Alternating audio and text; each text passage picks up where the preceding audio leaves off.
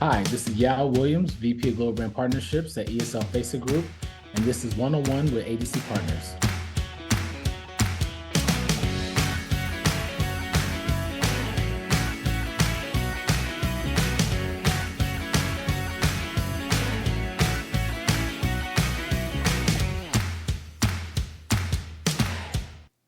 Hi, this is Dave Almy of ADC Partners. So you think you'll do just about anything to close a sports marketing partnership. But how about eating bullfrog soup? Well, that's what this episode's guest Yao Williams did once. Yes, just the once. Currently the Vice President of Global Partnerships for eSports juggernaut ESL FACEIT Group, Yao's path through the sports business world has been a remarkable one. He started out like so many of us do in this industry, in ticket sales. But his unique blend of grit, competitiveness, and thoughtfulness is what put him at the center of one of the most dynamic parts of this industry today. In this episode, Yao and I talk about his origin story in sports business and the skill sets he employed to aid his rise. We discuss how those same skill sets helped him succeed in China, a country he'd never visited or had any language skills whatsoever. We also review the state of the ever-shifting esports business world and where he sees that industry headed. Oh, and he provides some tips on what to do if ever served that steaming helping of bullfrog soup. So bon appetit. Yeah, Williams, I think it's true that one of the axioms of sports is that if you want to get a job in sports, you start in ticket sales, right? And there's hundreds of people that can share that story about getting their start in sports. And that 100% describes who you are. I mean, you've sold tickets for the Indians in Major League Baseball, AFL Gladiators, NBA Hornets, Yankees. I mean, that's ticket sales experience. And I'm wondering, what are a few things you learned in that earlier part of your career that really shaped you and who you are today and your approach? Yeah, I will say definitely the grind. I mean, I think that there's obviously, it is the kind of gateway into sports is also you'll quickly decide if sports is for you. Yeah. Some people, I mean, I think a lot of people they become interested in sports simply because they're a fan. Yeah. You realize the grind, you're like, holy crap, this is not for me. So they quickly stop becoming a fan. Like, yeah, nope. I'll just, because you think about it, like, oh, it's gonna be free tickets, right? I'll go to my favorite team play. I get to go to see the games for free. You won't see, everything will be a blur. You'll actually be annoyed. You would be quickly to leave an arena or stadium when it's the end of the third quarter or when it's the fifth inning. But to answer your question, it's definitely the grind, the hard work, making 100 phone calls a day, coming in on the weekends. So it really kind of tests your work ethic. Yeah. That's kind of laid the foundation for my career within do you feel like you came to those jobs with that work ethic in place, or was that something you had to be like, oh boy, this is a different level? I think, to be very transparent, I found school to be relatively easy. So that was not my problem.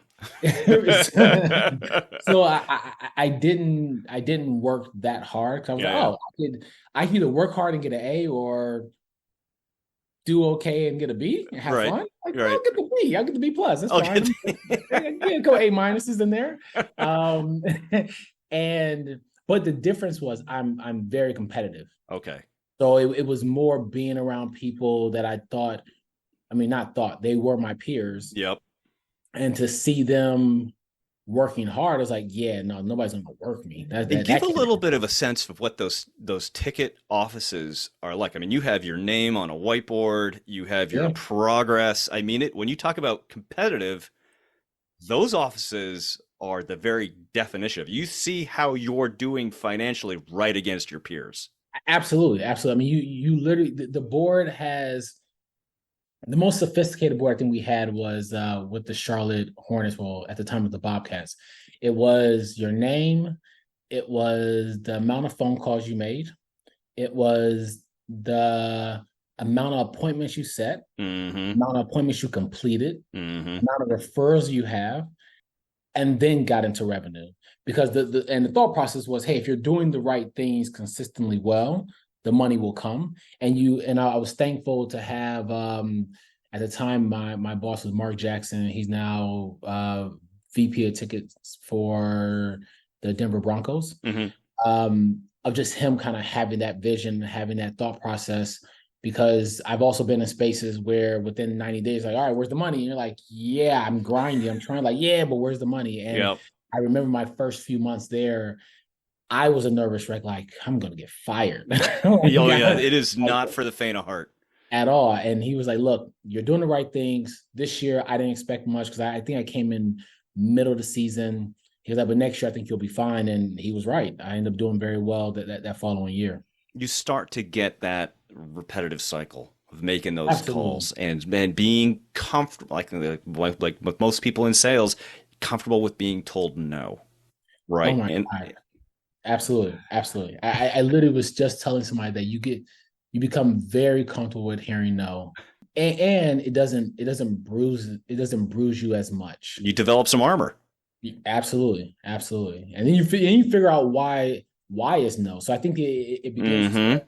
help you build out great questioning for life. I mean, I literally, I mean, as we were kind of joking before this started, even dealing with side projects I'm working on, when I hear a no, I need to understand the whys. I need to understand, is this a no because you don't want to do it? Is this a no because it's a not yet? Is this a no? Like, I just need to understand it because that'll allow me to figure out, first of all, to be comfortable with it, but also how to figure out my next move and next steps. How to start triangulating and how to start using that content for future calls because Absolutely. like you pointed out, what's the reason, what's the why? It's not that many reasons for why, You're right? right. Yeah, right. There's you're going to hear repetition and things like that, and I'm interested as well, right? So you spent time selling tickets and you develop a real skill set, obviously, Yeah. and you move over to the NBA and you start working on partnerships, right? Yeah. Which is a different sell. But I'm It is. wondering what carried over. What did you carry over from ticket sales, and what did you have to relearn or change about your approach? Absolutely. So to give you context on even me receiving that role at the Mm-hmm. NBA, I was in premium sales. I was at this crossroads because typically the ticket sales route is you go from inside sales, account executive, premium sales, and then you either take a premium sales manager role or maybe go down to inside sales manager, and now you work up that role, work up that path to eventually become VP of ticket sales. Yep. I didn't have an interest to be a VP of ticket sales. You saw that guy and was like, no, no. Yeah, I was like, yeah, this is. I mean, and God bless him. I have a lot of friends that are in the space, but I Yep. I wanted to kind of widen my skill sets. One, get into partnerships. I was a basketball junkie. Mm-hmm. I found out who was running the NBA Global Marketing Partnership Group, who at the time was Mark Tatum, who's now the deputy commissioner of the NBA. Mm-hmm. Sent him a code email Out of the blue, just out like of the Mark blue. Tatum, I'm Yao. Again, I'm used to hearing no. So worst case still doesn't respond. You're And used to it's know. Right. right. So I sent him a note basically saying, what do I need to do in the next 10 to 12 months to be on your radar? Oh, And I was like, love to take such a 10 minutes out of your great time. question. And he said, hey, happy to talk, copied his assistant. He responded in 15 minutes, which was amazing. We jumped on a call. I proceeded to ask those questions like, what do I need to do? Do I need to sell more stuff? Yeah, what are you Do looking I need to for? do bigger deals? Yeah. Do I need to, hey, do a partnership deal, a part of a suite deal? And even I was very respectful of his time. I think we got into maybe minute 12. And I was like, hey, I want to be mindful. I asked for 10 minutes. We're on minute 12. And he was like, hey, well, have you looked at any of our jobs? And I was like, honestly, I didn't because that wasn't my ask. I wasn't going to try to ask you for a job. I just wanted to know what I need to do. He said, well, I think you're ready now. And I'll connect you with the right people. And I was like, okay, great. 2 weeks later, I had a call from the NBA, said, hey, Mark Tatum spoke really highly of you. We'd love to jump on a call. And I was like, really? And Is there then a part of you that was like, "Am I being pranked here? Like, what's I happening?" really did. I mean, and know what it is. I think I my respect level for Mark Tatum is the highest of high. I'm just so used to people giving me lip service. So I was like, yeah, I'll connect you with some people. Yeah. And then like you have to follow with them, you have to bug them. So the fact that we had one call, and then 2 weeks later, I got an email and a call from the NBA. And then 3 months later, granted, it was a very challenging interview process. 3 months later, I had a job with the NBA. And so now going to the NBA, my number one goal was to make sure I didn't disappoint Mark Tatum. Right. Yeah, And absolutely. Whatever's on his radar is on my radar. I will make sure I'm not an embarrassment. I'm going to make sure I crush it. I'm going to make sure, like, when people say, oh, when they bring up my name, it's only going to be the positive things. So to answer your question, I mean, it was a massive adjustment. I mean, I had a good friend of mine that was already in partnerships. Her name is Mika White, CRO at the Twins, Minnesota Twins. I remember asking her for a list of terminology, like just terms that are more sponsorship related, partnership related than ticket sales. And a lot of them more media related. So just like studying that, I was now my wife, the time she was my girlfriend, she would see me after I got off work at 7 or 8 o'clock at night. I would come home, eat dinner, and on the train ride, I would print out, before the train ride, I would print out articles from Sports Business Journal. Yeah, you were studying. And studying nonstop. Yeah. So if anything, the biggest transition was becoming more of a marketer. The skill sets that I had going in there was already being a solution-based seller. So and mainly because the Hornets at the time when I joined, or the Bobcats when I joined, I mean, look, our strong piece was selling Larry Brown as our coach. We had Gerald Wallace on our team, Raymond Felton. Like we didn't have any massive superstars, and we were selling. Our pitch was more selling us as a business opportunity than, hey, I hope you're a diehard fan of the Bobcats. Going to the Yankees, New York, I find that to be New York's team out of the 9 teams in the city. With that being said, this is a new stadium. We're in the middle of an economic crisis, of a recession, and we're selling Legend seats, 4 seats for $250,000, a suite for $500,000. So yeah, I'm a diehard fan, but why does this make sense for my business? So being very objective oriented and understanding their goals. Understanding what their motivations are, right? Absolutely. And so that moment, that ability to carry over into partnerships. Yep. And we talk about this quite a lot in a lot of the work that we do. It's particularly when you're in the partnership industry, you can't think of yourself as a salesperson because no one on the brand side wants to talk to a salesperson. But if you're a solution provider, if you're coming at them with how this property I'm representing can assist you in the things that you're trying to do for your brand, that's what they want. They want someone thinking on their behalf. Absolutely. And so you talked about it, that solution-based selling from those high-end Yankees tickets to going to a brand and saying, okay, what are you trying to accomplish? It sounds like that was I'm going to call it an easy transition, but it sounds like your mindset and your grind was already there. Yeah, and honestly, it gave me comfort on pitching numbers. I was already used to pitching some pretty hefty numbers already. Yeah. I will say again, the hardest transition by far was writing and becoming that marketer from a writing perspective, because typically in ticket sales, you're having big meetings, but the email I'm sending you as a follow-up is, Hi, David. Great meeting with you. Per our conversation, section 131, is available. Like it's very transactional. Yeah, very transactional. Where the proposals and the presentation you're putting together for a deck for Kumo Tire or for Diageo, you're storytelling how this makes sense for their brand, and then now once they see the cool slides and now they want to see a white paper. I mean, it still is literally a marketing kind of masterpiece. And my background was a political science major, so I didn't understand the let's talk about the sky and how the wind feels against your skin. Like I'm a very boom, boom, boom, boom, boom. So I remember writing my first few proposals, and my boss pulled me aside, and I remember him like ripping me apart. And I was like, "What the heck is this? This is horrible." And I was like, So it took, again, a lot of iterations of like being able to accept criticism. I positioned my brain as I was getting my master's in sponsorships or partnerships. So I was completely okay with whatever they needed me to do, I was going to do. So, I mean, it worked itself out, but it was definitely drinking out of a fire hose. So you spend some time at the NBA. Yeah. And you develop a skill set in partnerships, right? You successfully make this transition from that broad starting point in ticket sales where you had success.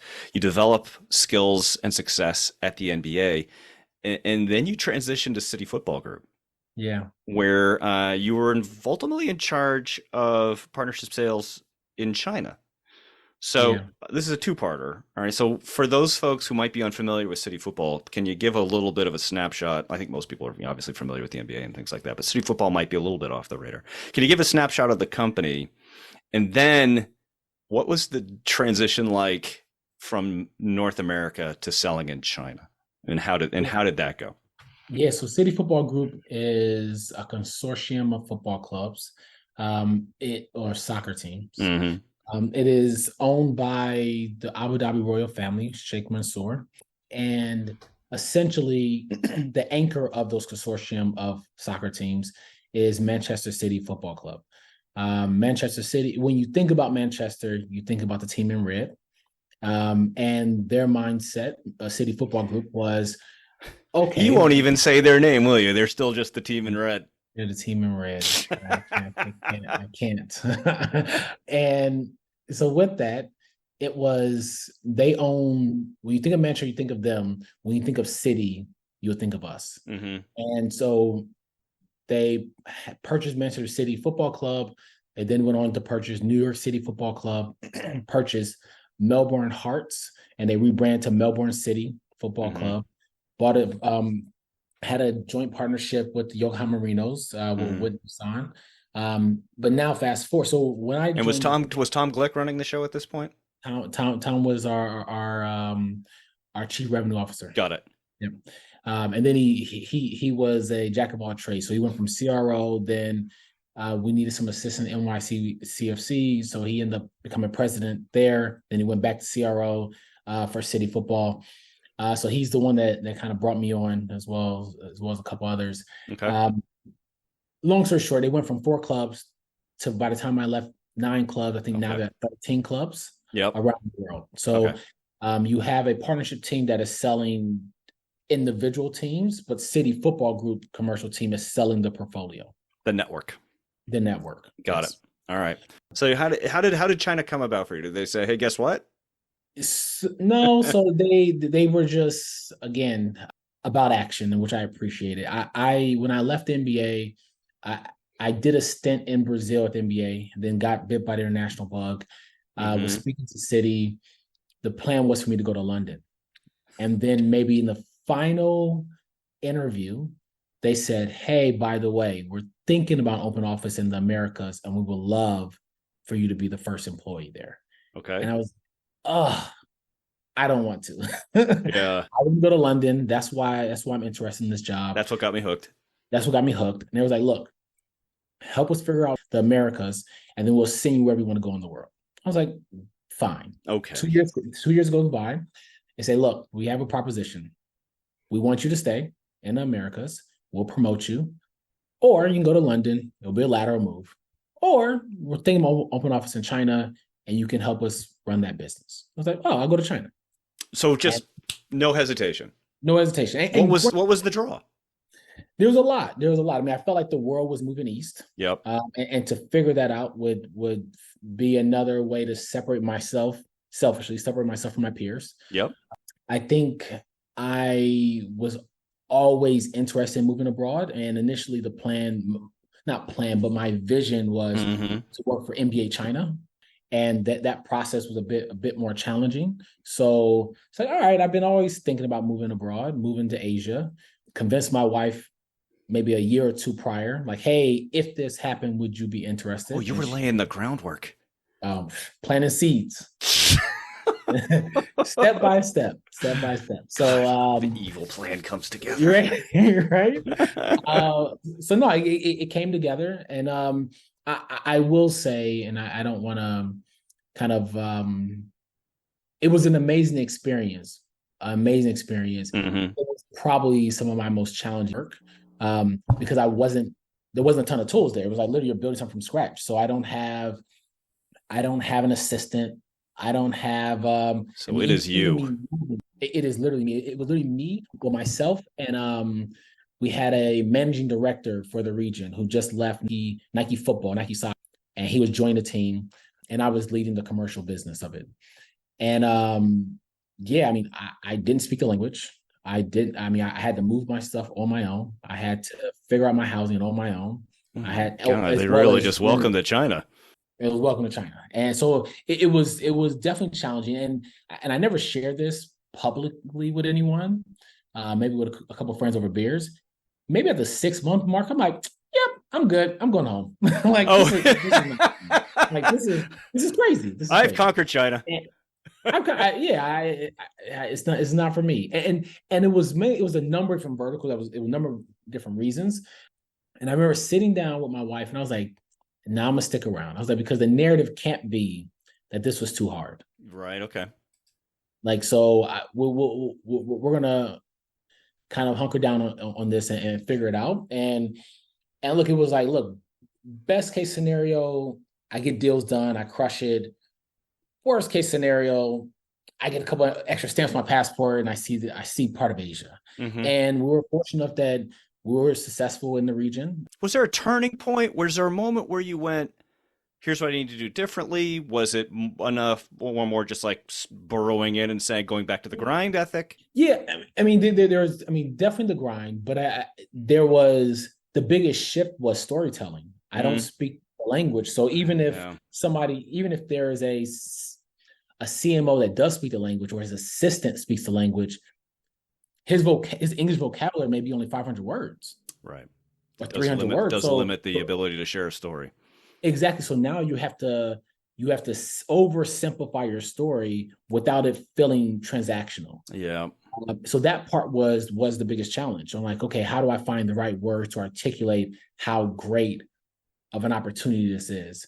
I think also understanding the sales process, right? I mean, the culture in Asia is very kind of a keep face. Like they don't want to say no. They don't want to offend.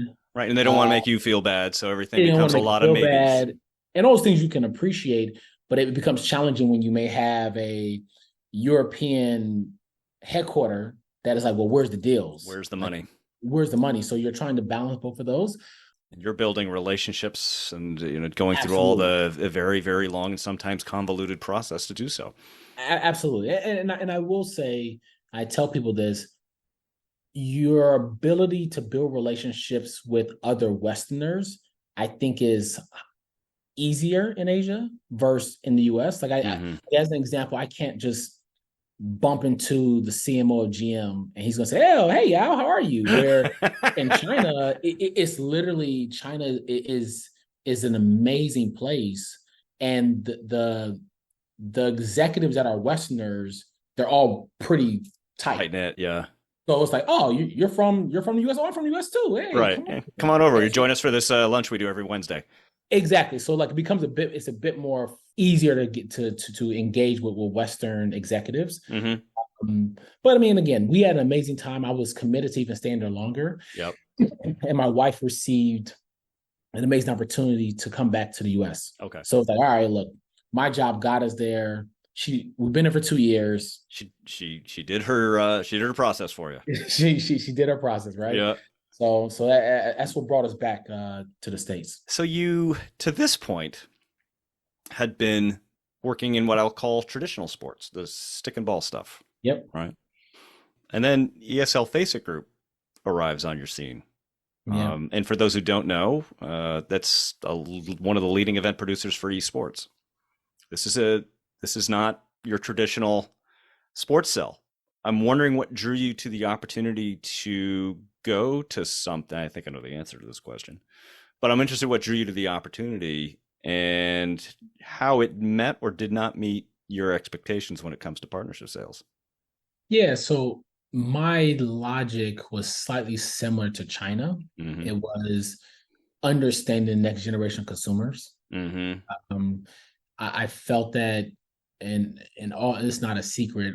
All the leagues are aware. All the traditional stick and ball sport leagues are aware of this. But this next generation consumers consume content very differently than how we consumed it, right? Or consume it. So they're not watching a full 48 minutes of a basketball game. They're not watching a full 90 minutes of a soccer match. They're watching it in short clips. And like, all right, I saw 2 minutes of it, 2 minutes of highlights. House of highlights, baby. House of highlights, right?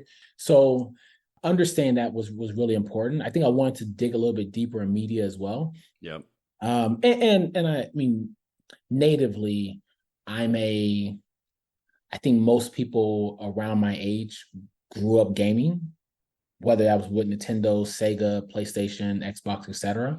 I personally haven't probably picked up the sticks, as we like to say, or in probably a decade. Hey, you're talking to an Atari 2600 guy. I'm OG. Yeah, so you get it. So like I think that there's so those were the things that were intriguing and interested in the role. So I guess it's like it can be such a unique and different sell in some capacities, right? The events are different, the spectators are different, the even the assets can be dramatically different. The willingness, like I had a great conversation with Ari Mark down at Drone Racing. No, so I mean, it's kind of like you're building a template for something that is still developing. Yeah, definitely. I think that there is the biggest challenge has been the level of education. Yeah. When someone says esports, yep, it's equivalent to somebody saying I'm a fan of sports. Mm-hmm. It's like, okay, well, what part? Right. Yeah. Right. And then based on that sports, it's a totally different demographic, totally different process. So are you a fan of rugby? Or are you a fan of tennis? You're a fan of basketball?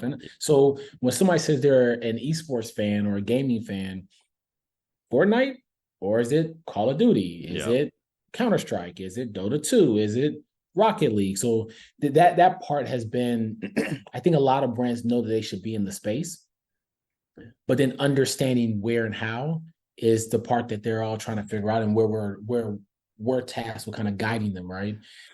Have brands gotten more sophisticated in this area? Do you feel like, I mean, esports has kind of been around now for 4 or 5 years, at least I'm going to say I mean, they've been around obviously a lot longer, but like on a sort of broad zeitgeist kind of perspective, like people see them, feel like they understand. Are brands getting better at it, or is there still a huge educational curve? There is a massive education. Massive. I mean, now look, there are brands that have played and dabbled in the space. Yeah. And what you've seen is, and this is not true for all of us, I don't want to typecast. Yeah. But what you'll see is a CMO task their marketing manager that may be 28 years old. Right. And say, hey, you figure out this game. Go figure it out. Yeah. We know we need to be in the space, figure it out. Yeah. And then and they may know it. They will know it. But I think the hard part is they may give that marketing manager a relatively small budget to test. Yep. Put your toe in the water. Exactly. And once you test, you prove it, then it scales. So most of our deals have kind of went from, hey, this one event, and we've over-delivered. And they said, okay, all right, let's do 3 events. Okay, now let's do the full year. Now let's do multi-year. So a lot of our partnerships started with the one and kind of has expanded into multiple multi-year partnerships that are now high 7-figure and 8-figure type deals. This is really where your skill set that you developed to be a consultative seller comes to really bear, doesn't it? Because you have to be the expert on behalf of the brands, because they're looking at this thing in their hands and going, I want to figure it out.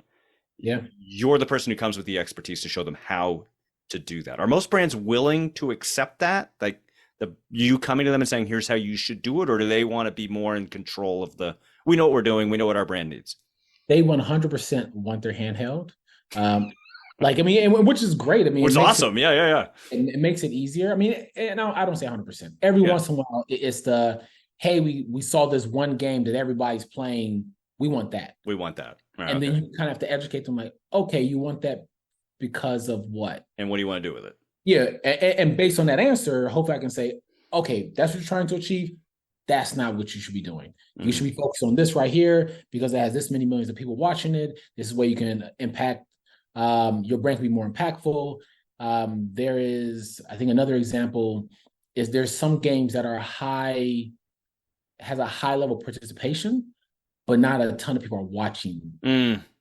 So the engagement's great. The numbers might not be fantastic. Exactly. So like educating them on that is really important. But yeah, it's been a great journey. I think a lot of them have been like, hey, look, we know we need to figure it out, and then the question is when. I mean, and then there's also certain categories that will probably move a little bit slower. Like the banking category is a bit more traditional sports, where maybe the new banks, such as maybe the Cash Apps and the Revoluts in Europe and things like that, like they're the ones that may be more interested in trying something different, trying to reach this next generation. It's hard to compete with the big banks and again, going back to the traditional stick and ball sports, right? The amount of money and things like that. And this is a new opportunity. But you just said something that I want to key in on for a second, because you talked about, this is popular in Europe and this is popular in here, and you're in charge of global partnerships. Gaming audiences in Europe and in North America and in Asia, they come at the same game with different cultural perspectives, different attitudes towards it, different attitudes towards what they expect to see from brands. And you're in charge of pulling all this together. Talk about that challenge a little bit on selling on an international scale and adapting these partnerships for diverse audiences. Yeah, I think sorry, that's a big one. It's a big one, but it's honestly fairly simple. It's Okay. really thinking wide, and it's about just your level of questioning. Yep. To those brands, understanding their real key markets, understanding their real objectives, understanding those objectives shift per region. And we probably have one of the most diverse portfolios in esports. Mm-hmm. We're handling maybe 5 of the top 15 games, as well as we have a gaming festival, such as DreamHack, which is it's across 12 countries. We have a gaming platform as well. And with that, so when we're going to a brand, we're literally going as a full portfolio and laying it out for them. Yeah, exactly. And using your example, not to mention any brands, but we can stick with banking as a simple example. Banking in the US may not touch, or maybe a bit hesitant to touch, a first-person shooter game. Banking in Brazil, let's have it. They're completely okay with it. Right? Yeah. Banking in Eastern Europe, completely okay with it. So it's really now, and using, again, sticking with that example, you're going to that bank and saying, look, in the US, I have this property for you. I have DreamHack, I have Rocket League, etc. For Latin America, we can focus on Counter-Strike. For Europe, we can focus on X, Y, and Z. So you're literally really becoming a consultant to their needs. That fluidity really gives you an advantage, right? You can really tailor access to the needs of the brand, the country, the customers.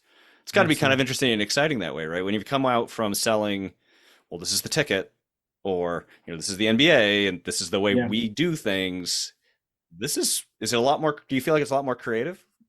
Absolutely. I mean, you almost feel like you almost begin to operate almost like an agency, like where an agency, at least the commercial driven agencies, they're selling a suite of sports properties. Mm-hmm. Hey, we have this one baseball team, this one basketball team, this one football team, this one Formula One team.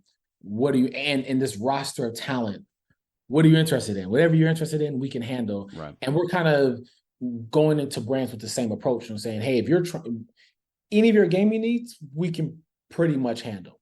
If you want to put on white label tournaments, if you want to be in sold out arenas across the world, you want to be across festivals, if you want, we can service your needs. It feels like esports for a while there, particularly during the pandemic, right? Most stadiums are empty. What's the alternative, right? And esports kind of filled that need for a while. And it was what people, it was like crypto and esports were the two things that everybody was talking about. Yeah. I think that personally, I feel like that's slackened a bit. Do you feel like the industry is at a sort of watershed moment? Is it progressing the way you expected it to? What do you feel like is going to be next for not just EL FACEIT Group, but esports in general? Where does the industry head? Is there a shakeout? What's going to happen? Yeah. So personally, everything that is transpiring, I kind of expected. I feel like there was a bit of a runway and people in level of excitement, and with level of excitement, people spend how they spend, right? A little bit of a rush.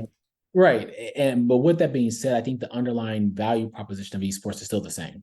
I think that the competitive gaming offers kind of this inroad to this young, digitally native demographic that is just hard to reach. I mean, this is a group that are ad blockers. If you're not speaking to them in an authentic way, they will hit the Reddits, the Twitters, and bash you pretty quickly. Where traditional sports, you're kind of used to brand. You're like, oh God, they changed my favorite stadium name again. All right, whatever, that's weird. And you go back and you continue to support, and you still see your team play every Sunday. And the reality is, I mean, there's still more than like 3 billion gamers worldwide. I want to say there's close to 500 million esport audience. So, I mean, look, there's still a huge consumer base that brands can't ignore. So I think that even though things may have slowed down, I obviously think it's here for the long haul. And I think it almost levels some stuff out. But I mean, we're committed, we're dedicated, we're growing and expanding. So yeah, that's at least my personal thoughts on yeah. So as we wrap up, I'm gonna read back something to you that you gave an interview in 2012. Uh-oh. In 2012, it's not scary. Come on, I wouldn't do that to you. That comes later.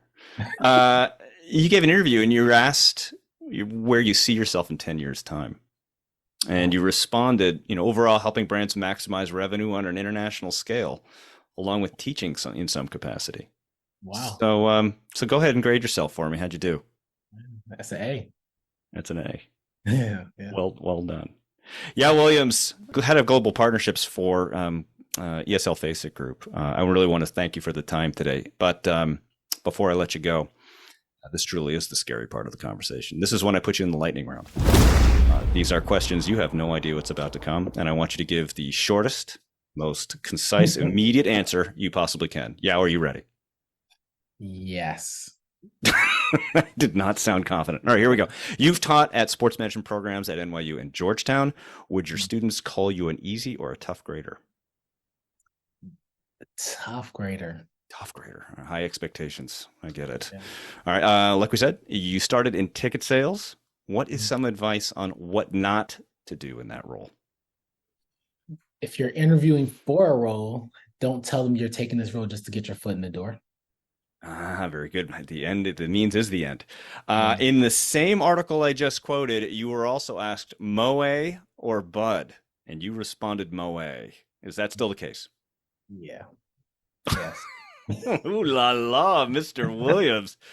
As discussed, you lived in China. What does bullfrog soup taste like? Oh. Yeah, it's different. I think I did a good job of taking a sip, and I think I pushed it away, put a napkin on top of it, and it's like, yeah, go and take this one out real quick. Yeah, I didn't. I think I tasted the broth. I didn't really eat the bullfrog. You didn't go down deep into the bullfrog. No. Okay. Last one. Recording this on my birthday. What did you get me?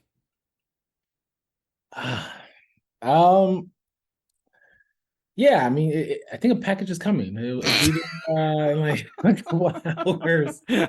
Again, not confidence instilling. I am not going to sit at the post office box waiting for that one to arrive. He said it'll be in a few hours, guys. Yeah, Williams, lots of fun, man. Thanks for taking the time. Awesome, thank you. Thanks for listening to this episode of the One-on-One Sports Business Conversations podcast. If you enjoyed it, we always appreciate a subscribe, share, comment, or like. And don't forget, you can always find past episodes at abcpartners.com/podcast. This podcast is written, produced, edited, and hosted by Dave Almy. And theme music was composed by Scott Holmes.